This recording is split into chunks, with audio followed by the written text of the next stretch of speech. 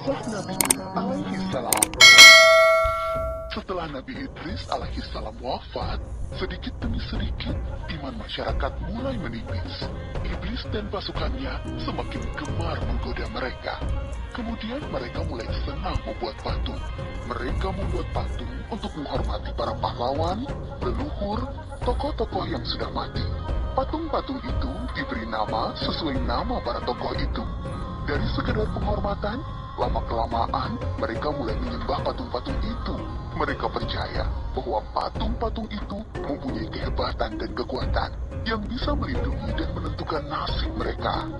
Di antara patung-patung yang disembah itu, ada 5 yang paling mereka agungkan, yaitu Wa'ad, Suwa, Yarud, Yauk, dan Nasr. Inilah asal mulanya manusia menyembah patung dan berhala. Tentu saja, ini semua hasil pekerjaan iblis dan pasukannya yang berusaha sekuat tenaga menyesatkan manusia agar tidak menyembah Allah dan masuk neraka bersama mereka. Allah tidak membiarkan manusia tersesat semuanya tanpa petunjuk. Maka Allah memilih Nuh alaihi salam untuk mengingatkan kaumnya agar mereka meninggalkan penyembahan dan berhala dan kembali menyembah Allah subhanahu wa ta'ala. Siapakah Nuh alaihi salam? Nuh adalah cucu dari Nabi Idris. Fisiknya kuat, terbukti dari umurnya yang sangat panjang, sekitar 1000 tahun. Hatinya mulia dan sabar luar biasa. Pikirannya juga sangat cerdas, rendah hati, soleh, dan taat kepada Allah. Nabi Nuh adalah Rasul Allah subhanahu wa ta'ala yang pertama. Sebelumnya, Allah hanya mengangkat nabi-nabi saja. Mulailah Nabi Nuh berdakwah kepada kaumnya. Nabi Nuh mengajak mereka untuk memohon ampun atas dosa-dosa mereka dan kembali menyembah Allah agar tidak terkena azab dari Allah.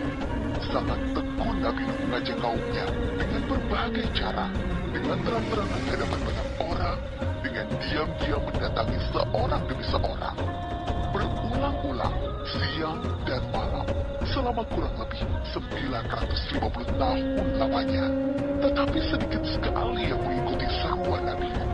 Kebanyakan dari pengikutnya ini adalah orang miskin dan pekerja kasar. Jumlahnya sekitar 80 orang.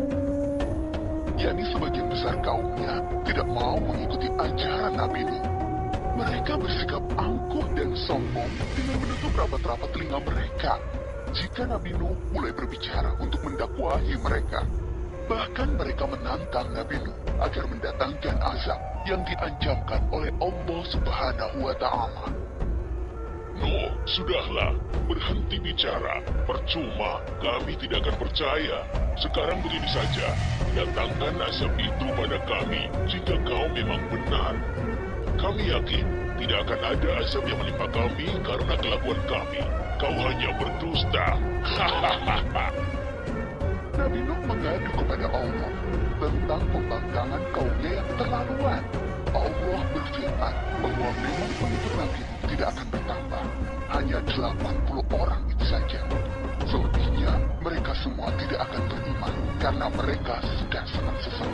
Setelah jelas ketetapan Allah bahwa orang-orang itu tidak akan beriman, maka Nabi Nuh memohon kepada Allah, Tuhanku, musnahkanlah seluruh orang durhaka ini dari muka-Mu. Mereka hanya membuat kerusakan dan melahirkan anak-anak yang durhaka. Kemudian Allah memerintahkan Nabi Nuh untuk membuat kapal yang besar. Pada masa itu, ilmu perkapalan belum berkembang dengan baik. Allah mengajarkan ilmu itu kepada Nabi Nuh. Maka Nabi Nuh bersama pengikutnya membuat kapal besar terbuat dari kayu. Kayu itu didapati dari pohon-pohon di hutan di sekitar mereka. Ejekan kaum Nabi Nuh semakin menjadi-jadi melihat pembuatan kapal itu terasa aneh bagi mereka. Apalagi mereka tinggal jauh dari laut. Lihatlah, Terbukti bahwa Nuh gila apa itu? Bikin kapal ya? untuk berlayar di hutan. Nabi Nuh dan pengikutnya bersabar dan tetap tekun menyelesaikan kapal itu. Akhirnya, kapal besar itu selesai. Inilah kapal besar pertama yang dibuat oleh manusia. Kemudian, Allah memerintahkan untuk mengumpulkan binatang-binatang sepasang-sepasang, jantan dan betina. Semua diangkut di dalam kapal bersama orang-orang beriman. Semua keluarga Nabi Nuh, termasuk yang diangkut ke dalam kapal, kecuali istri dan salah satu anaknya, Kan'an. Mereka tidak mau masuk ke dalam kapal. Mereka tidak beriman dan termasuk orang durhaka. Sementara itu, langit menjadi gelap. Angin bertiup kencang, petir menggelegar, hujan turun sangat lebat. Dari dalam tanah memancar air yang semakin deras. Juga dari dalam rumah-rumah penduduk dan dapur-dapur mereka. Dengan cepat, air membanjiri bumi.